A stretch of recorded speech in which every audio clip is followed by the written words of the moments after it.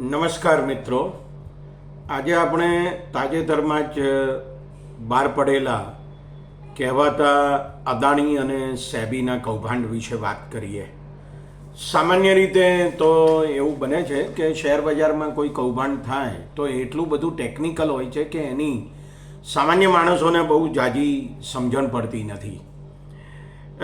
એનું એક અગત્યનું કારણ એ છે કે એમાં એટલી બધી કંપનીઓ કામ કરે છે, એટલી બધી કંપનીઓનું જૂથ હોય છે અથવા એમનું નેક્સસ હોય છે કે એમને ખબર નથી પડતી કે કઈ કંપનીએ કઈ કંપનીમાં રોકાણ કર્યું અને પછી એમાંથી કઈ કંપનીએ છેવટે બીજી કઈ કંપનીમાં રોકાણ કર્યું કે જેને પરિણામે શેરના ભાવમાં વધારો થયો કે ઘટાડો થયો. મને બરાબર યાદ છે કે 1992માં જ્યારે હર્ષદ મહેતાનું બહુ ચર્ચિત કૌભાંડ થયેલું ત્યારે પણ તે સમયના નાણાપ્રધાન ડૉક્ટર મનમોહનસિંહે એવું કીધેલું કે આ કૌભાંડ ઘણું ટેકનિકલ છે અને ખરેખર આપણને એમાં કંઈ સમજણ પડતી નહોતી. એક બીજો અગત્યનો મુદ્દો એ છે કે એ કૌભાંડ એ વખતે 10,000 કરોડ રૂપિયાનું હતું એમ કહેવામાં આવતું હતું, પણ પછી રિઝર્વ બેંકના ડેપ્યુટી ગવર્નર જાનકી રામનના અધ્યક્ષપદે એક સમિતિ નીમવામાં આવેલી અને એ સમિતિએ એના અહેવાલમાં એવું કહેલું કે કદાચ આ કૌભાંડ 53,000 કરોડ રૂપિયા કરતાં પણ વધારે છે. એટલે કે એ સમિતિને બહુ ઝાઝી ખબર નહોતી, આખરી આંકડો તેઓ આપી શકતા નહોતા એમ આપણે કહી શકીએ.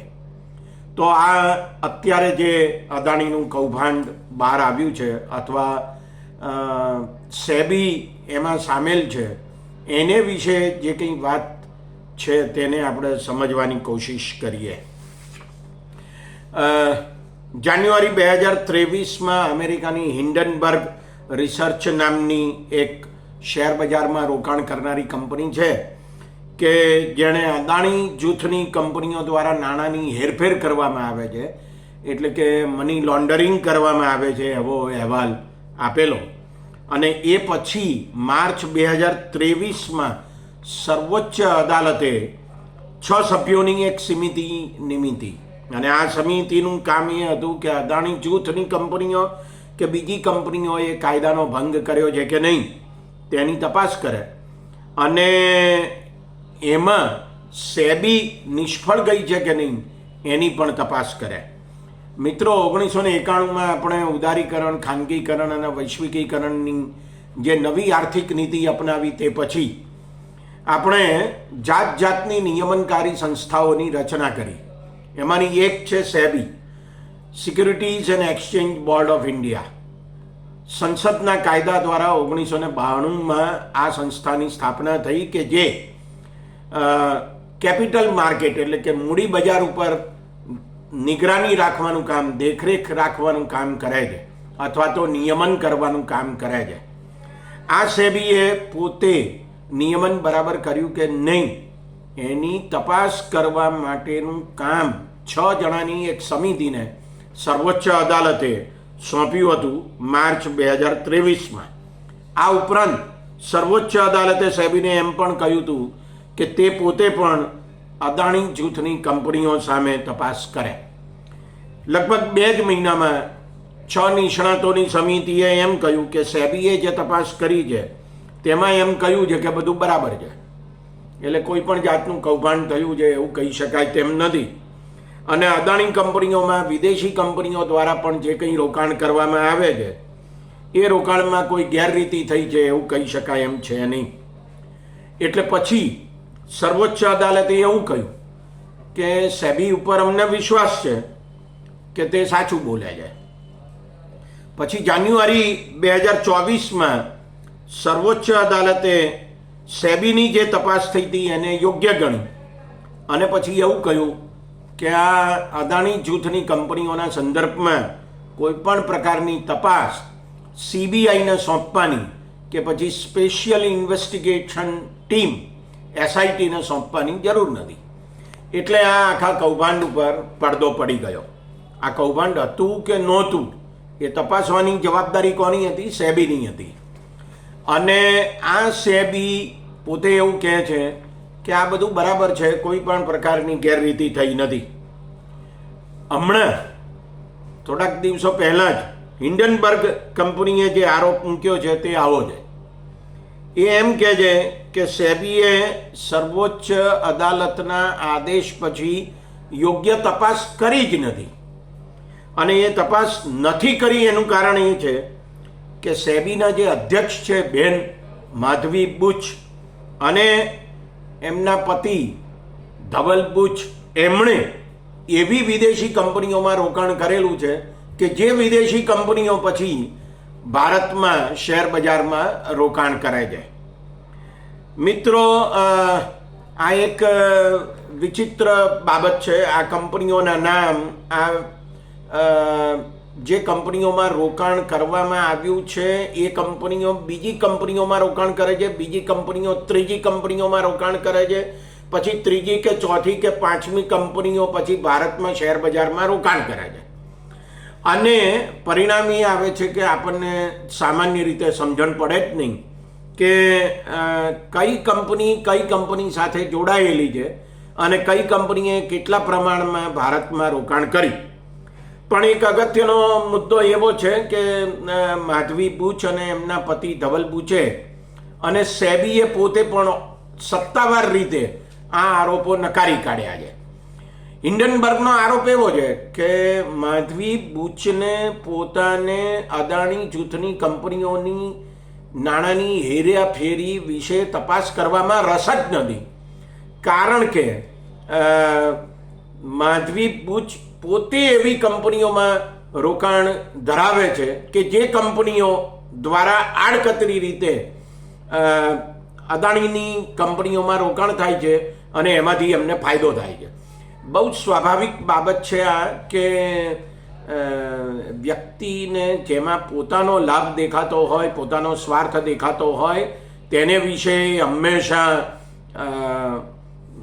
કોઈ પણ પ્રકારની તપાસ કરવાને માટે તૈયાર થાય નહીં. મિત્રો, આને અંગ્રેજીમાં કહે છે કોન્ફ્લિક્ટ ઓફ ઇન્ટરેસ્ટ, એટલે કે હિત સંઘર્ષ છે. જેણે પોતે તપાસ કરવાની છે, જેના કૌભાંડ વિશે અથવા કૌભાંડ થયું છે કે નહીં એના વિશે, એ પોતે જ એમાં પોતાનો સ્વાર્થ ધરાવે છે, પોતાનું હિત ધરાવે છે. આ પ્રકારની પરિસ્થિતિમાં સાચી તપાસ થઈ શકે કે કેમ, એ જ એક મોટો સવાલ છે. હવે માધવી બુચ અને ધવલ બુચ તો એમ કહે છે કે અમારું આવું કોઈ હિત છે જ નહીં. તો સવાલ ઊભો એ થાય છે કે આ એ કહે છે એ જ માની લેવાનું કે ખરેખર એની પણ તપાસ કરવાની. મિત્રો, સેબીમાં જેવો ડાયરેક્ટર થાય અથવા અધ્યક્ષ બને, એમણે કેટલીક પોતાના રોકાણ અંગેની જાહેરાતો કરવાની હોય છે. એને પ્રોએક્ટિવ ડિસ્ક્લોઝર કહેવાય માહિતી અધિકારની ભાષા મુજબ. તો સામે ચાલીને જે કંઈ જાહેરાતો કરવાની હોય છે એ જાહેરાતો બરાબર થઈ છે કે કેમ એને વિશે પણ તપાસ કરવી પડે. પણ માધવી બુચ અને ધવલ બુચ ના પાડે છે, સેબી પોતે ના પાડે છે સત્તાવાર રીતે, અને એને પરિણામે આને વિશે કોઈ તપાસ થઈ રહે એવું બનશે નહીં એમ અત્યારે લાગે છે. અગત્યનો મુદ્દો એ છે કે ક્યાંથી આ બધી રોકાણ કરનારી કંપનીઓ ફૂટી નીકળે છે.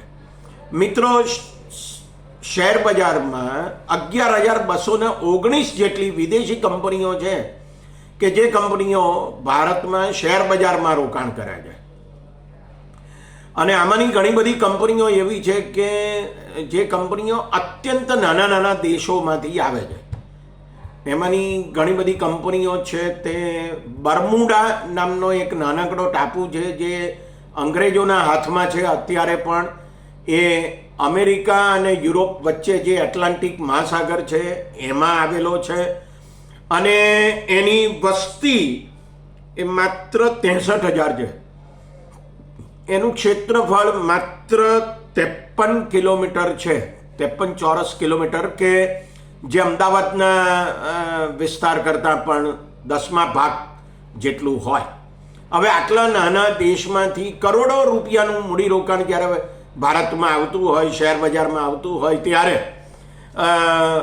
આપણને સવાલ સ્વાભાવિક રીતે એ જ થાય કે શું આ રોકાણ એ ખરેખર રોકાણ છે? આ 63,000 લોકો એટલા બધા ધનવાન છે કે જે ભારતના શેર બજારમાં પણ રોકાણ કરી શકે. મિત્રો, એક બીજો અગત્યનો આંકડો પણ જોવા જેવો છે.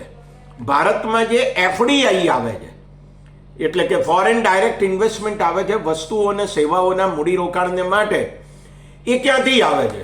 છેલ્લા આંકડા જો તમે જુઓ તો તમને ખ્યાલ આવશે કે સૌથી વધારે મૂડીરોકાણ એ મોરિશિયસ નામના દેશમાંથી આવે છે, કે જે અરબી મહાસમુદ્રમાં આવેલો, આફ્રિકાની જમણી બાજુ આવેલો દેશ છે.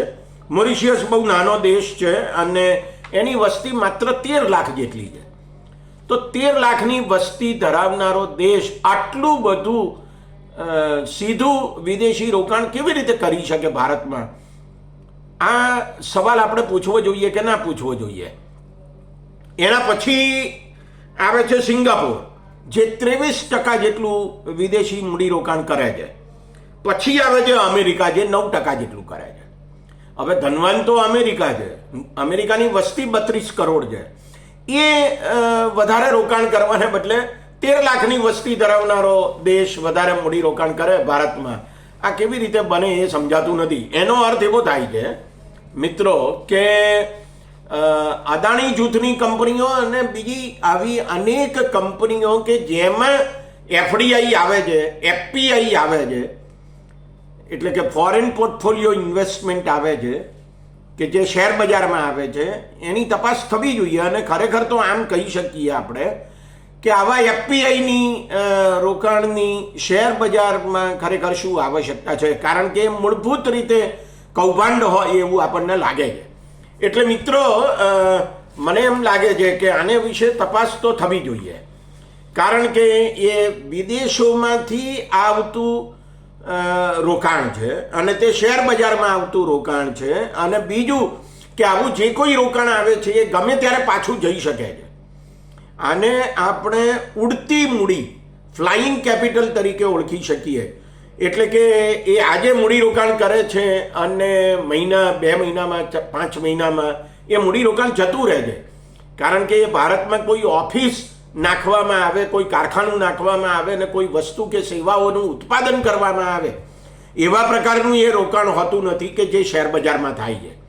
અને એટલે આપણે એમ ચોક્કસ કહી શકીએ કે આ જે કંઈ આરોપો થયા છે એ આરોપોના સંદર્ભમાં તપાસ તો થવી જ જોઈએ.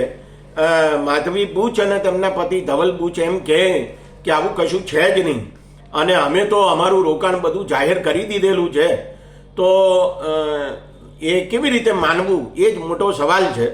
એટલે એમ ચોક્કસ કહી શકાય કે જે ચોકીદાર છે એ ચોરી કરે તો પછી એના ઉપર તપાસ થાય કે ના થાય? માની લો કે એમણે ચોરી નથી કરી, તો પણ તપાસ થાય પછી જ આપણને ખબર પડે. અને એટલા માટે જ્યારે વિરોધ પક્ષો અત્યારે એમ કહી રહ્યા છે કે આને વિશે જેપીસી એટલે કે જોઈન્ટ પાર્લામેન્ટરી કમિટી નીમવામાં આવે, સંયુક્ત સંસદીય સમિતિ, અને એ તપાસ કરે તો એ વધારે યોગ્ય ઠરશે. ચોક્કસ એમ કહી શકાય કે આવી તપાસની આવશ્યકતા છે. નમસ્કાર.